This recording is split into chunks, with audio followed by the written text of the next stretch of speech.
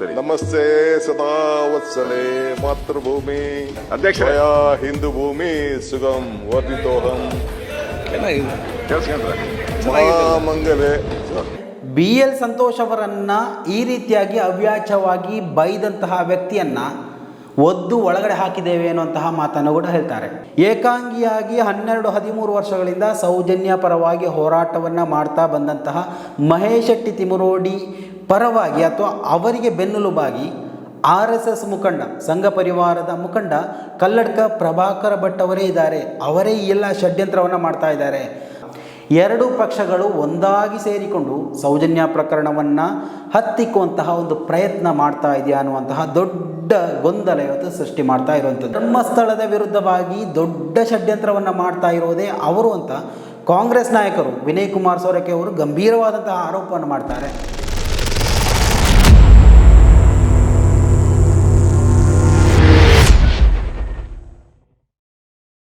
Hello hi ಎಲ್ರಿಗೂ ನಮಸ್ಕಾರ, welcome back to Janata agent. ಹಾಡು ಕೇಳಿಕೊಂಡೇ ನೀವು ವಿಡಿಯೋವನ್ನು ಆರಂಭ ಮಾಡಲಿ ಅಂತ ಮೊದಲೇ ಒಂದು ಟೋನನ್ನು ಹಾಕ್ತೆ. ಸೊ ನಿಮಗೆಲ್ಲ ಖುಷಿಯಾಗಿರ್ಬೋದು ಈ ಒಂದು ಹಾಡನ್ನು ಕೇಳಿ.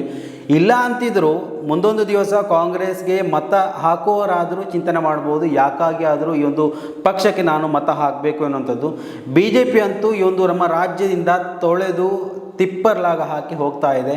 ಇನ್ನು ಯಾವ ಪಕ್ಷ ಈ ಒಂದು ರಾಜ್ಯವನ್ನು ಕೈ ಹಿಡಿಬೋದು ಅನ್ನೋದು ಎಲ್ಲರೊಂದು ಚಿತ್ತಾಗ್ತಾ ಇರುವಾಗಲೇ ನಮ್ಮ ಈ ಒಂದು ಕರ್ನಾಟಕದಲ್ಲಿ ಒಂದು ಸಂಚಲನ ಮೂಡಿಸುವಂತಹ ಒಂದು ವಿಚಾರ ಕೂಡ ಹೊರಗಡೆ ಬರ್ತಾ ಇದೆ.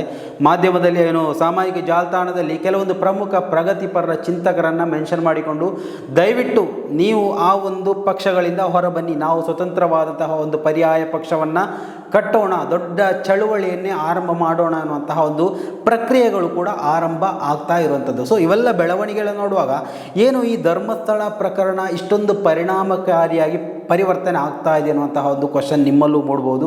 ನಾವು ಕೂಡ ಕೇಳ್ತಾ ಇರೋದು ಅದನ್ನೇ. ಅಂದರೆ ಈ ಒಂದು SIT ತನಿಖೆ ಆರಂಭ ಆಗುವವರೆಗೆ ಸ್ವಲ್ಪ ಆ ಒಂದು ಅಷ್ಟು ದೊಡ್ಡ ಮಟ್ಟದಲ್ಲಿ ಈ ವಿಚಾರಗಳು ಹೊರಗಡೆ ಬಂದಿರಲಿಲ್ಲ. ದೂರುದಾರ ಎನ್ನುವಂತಹ ವ್ಯಕ್ತಿ ಬಂದಿದ್ದಾನೆ, ಆ ಒಂದು ವಿಚಾರಗಳ ಬಗ್ಗೆ ಚರ್ಚೆ ಇತ್ತು. ಓಕೆ, ಇನ್ನು SIT ಆಗುತ್ತೋ ಇಲ್ಲೋ ಆ ವಿಚಾರದ ಬಗ್ಗೆ ಚರ್ಚೆ ಇತ್ತು. ಹಠಾತ್ತಾಗಿ SIT ತನಿಖೆಗೆ ಆದೇಶ ಕೊಡ್ತು. ಓಕೆ, ಆಮೇಲೆ ಭೂಮಿ ಅಗೆಯುವಂತಹ ಪ್ರಕ್ರಿಯೆಗಳು ಆರಂಭವಾದವು. ಇವೆಲ್ಲವೂ ನಡೀತಾ ಇರುವಾಗ ಏನು ಈ ಒಂದು ಮ್ಯಾಟ್ರ್ ಡೈವರ್ಟ್ ಆಗಿ ಬೇರೆ ಯಾವುದೋ ವಿಚಾರಗಳ ಕಡೆ ಹೋಗ್ತಾ ಇದೆ. ಅಂದರೆ ನೋಡಿ, ಇವತ್ತು ಧರ್ಮಸ್ಥಳದಲ್ಲಿ ಈ ಒಂದು SIT ತನಿಖೆ ಆಗೋದಕ್ಕೂ ಸೌಜನ್ಯ ಹೋರಾಟಕ್ಕೂ ಯಾವುದೇ ಸಂಬಂಧ ಇರಲಿಲ್ಲ ಇದುವರೆಗೂ. ಆದರೆ ಇವತ್ತು ನೋಡಿದರೆ SIT ತನಿಖೆ ಆಗೋದಕ್ಕೆ ಇವರೇ ಪ್ರತ್ಯಕ್ಷವಾಗಿ ಪರೋಕ್ಷವಾಗಿ ಕಾರಣ ಅಂತ ಹಲವು ಕಡೆಗಳಿಂದ ಮೂಲಗಳಿಂದ ವಿಚಾರಗಳು ಹೊರಗಡೆ ಬರ್ತಾ ಇರುವಂಥದ್ದು.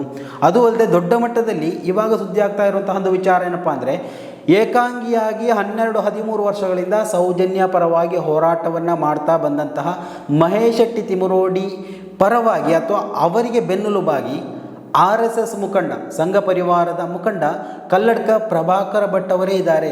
ಅವರೇ ಈ ಎಲ್ಲ ಷಡ್ಯಂತ್ರವನ್ನು ಮಾಡ್ತಾ ಇದ್ದಾರೆ.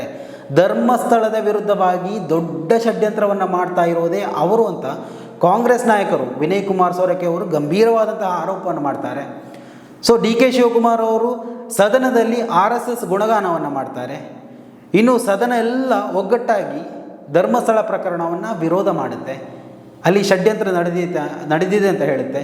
ಸೊ ಇವೆಲ್ಲವನ್ನು ಗಂಭೀರವಾಗಿ ಒಂದು ಅವಲೋಕನ ಅಂತ ಮಾಡುವಾಗ ಎರಡೂ ಪಕ್ಷಗಳು ಒಂದಾಗಿ ಸೇರಿಕೊಂಡು ಸೌಜನ್ಯ ಪ್ರಕರಣವನ್ನು ಹತ್ತಿಕ್ಕುವಂತಹ ಒಂದು ಪ್ರಯತ್ನ ಮಾಡ್ತಾ ಇದೆಯಾ ಅನ್ನುವಂತಹ ದೊಡ್ಡ ಗೊಂದಲ ಇವತ್ತು ಸೃಷ್ಟಿ ಮಾಡ್ತಾ ಇರುವಂಥದ್ದು.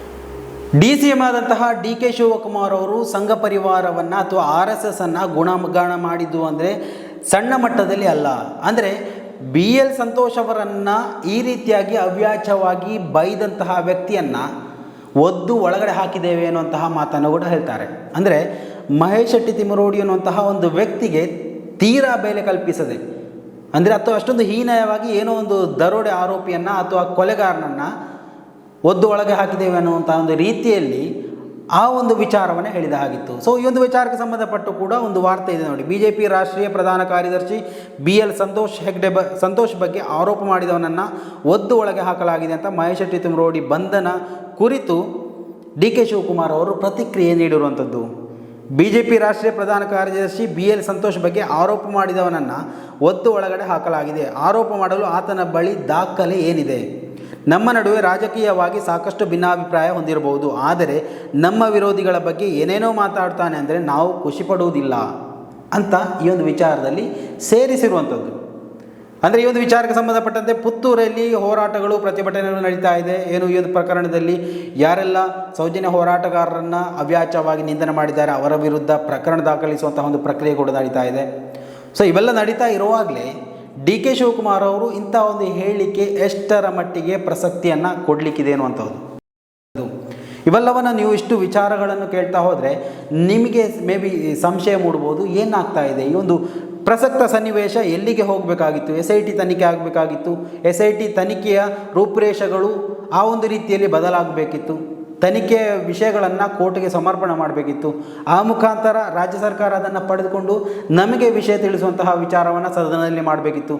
ಆದರೆ ಸದನದಲ್ಲಿ ಯಾವುದ್ಯಾವುದೋ ವಿಚಾರಗಳನ್ನು ಎಳೆದಾಡಿಕೊಂಡು ಗಲಾಟೆ, ಗೌಜಿ, ಗದ್ದಲ, ಒಂದು ಒಗ್ಗಟ್ಟಿನಲ್ಲಿ ಮಾಡುವಂತಹ ಒಂದು ಗದ್ದಲ ಅನ್ನುವಂತಹ ಒಂದು ರೀತಿಯಾಗಿದೆ ಇವತ್ತಿನ ಸದನ ಅಂತ ಹೇಳುವಂಥದ್ದು. ಸೊ ಇವೆಲ್ಲವನ್ನು ನಾವು ಮೇಲಿಂದ ಮೇಲೆ ನೋಡುವಂಥ ಸಂದರ್ಭದಲ್ಲಿ ಇದು ಸೌಜನ್ಯ ಪ್ರಕರಣವನ್ನು ಹತ್ತಿಕ್ಕುವಂತಹ ಒಂದು ದೊಡ್ಡ ಷಡ್ಯಂತ್ರ ನಡೀತಾ ಇದೆ ಅನ್ನೋದಕ್ಕೆ ಬಲವಾದ ಸಾಕ್ಷಿಗಳು ಕೂಡ ಇದೆ. ಯಾಕಂದರೆ ವಿನಯ್ ಕುಮಾರ್ ಸೊರಕೆ ಅವರು ಹೇಳಿದಂತಹ ಒಂದು ಸ್ಟೇಟ್ಮೆಂಟ್ ನೋಡಿ ನೀವು, ತಿಮರೋಡಿ ಅವರ ಹಿಂದೆ ಬಲವಾಗಿ ಇಷ್ಟೊಂದು ಕಾರಣ ಕೊಟ್ಟು ಹೇಳಬೇಕು ಅಂದರೆ ನೋಡಿ, ತಿಮರೋಡಿ ಹಿಂದೆ ಯಾರಿದ್ದಾರೆ?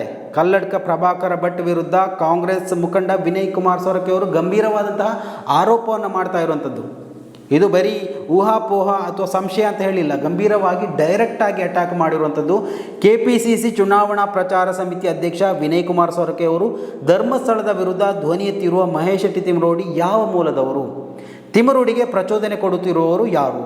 ಧರ್ಮಸ್ಥಳ ಪ್ರಕರಣದಲ್ಲಿ ಒಂದು ಕಡೆ ಚಿವುಟುವುದು, ಇನ್ನೊಂದು ಕಡೆ ತೂಗುವ ಕೆಲಸವನ್ನು RSS ಸಂಘ ಪರಿವಾರ ಮುಖಂಡ ಕಲ್ಲಡ್ಕ ಪ್ರಭಾಕರ ಭಟ್ ಅವರು ಮಾಡ್ತಾ ಇದ್ದಾರೆ ಅಂತ ಗಂಭೀರವಾದಂತಹ ಆರೋಪವನ್ನು ಉನ್ನಯಿಸ್ತಾರೆ.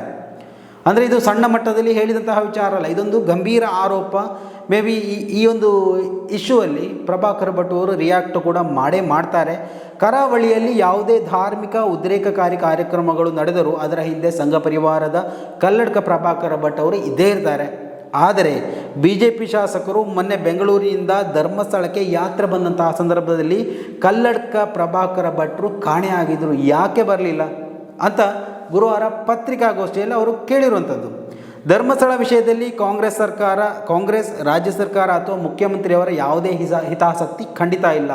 ಕೋರ್ಟ್ ಆದೇಶದ ಮೇಲೆಗೆ SIT ರಚನೆಯಾಗಿ ತನಿಖೆ ಆಗ್ತಾ ಇದೆ. ವೀರೇಂದ್ರ ಹೆಗ್ಗಡೆ ಕೂಡ ಈ ಒಂದು ತನಿಖೆಯನ್ನು ಸ್ವಾಗತ ಮಾಡಿದ್ದಾರೆ ಅಂತ ಅವರು ಹೇಳ್ತಾರೆ. ಶೀಘ್ರ ವಾಸ್ತವಾಂಶ ಹೊರಬರಲಿದೆ ಅಂತ ಕೂಡ ಈ ಒಂದು ವಿಚಾರಕ್ಕೆ ಸಂಬಂಧಪಟ್ಟಂತೆ ಅವರು ಅದನ್ನು ಸೇರಿಸ್ತಾರೆ ಮಾತನ್ನು.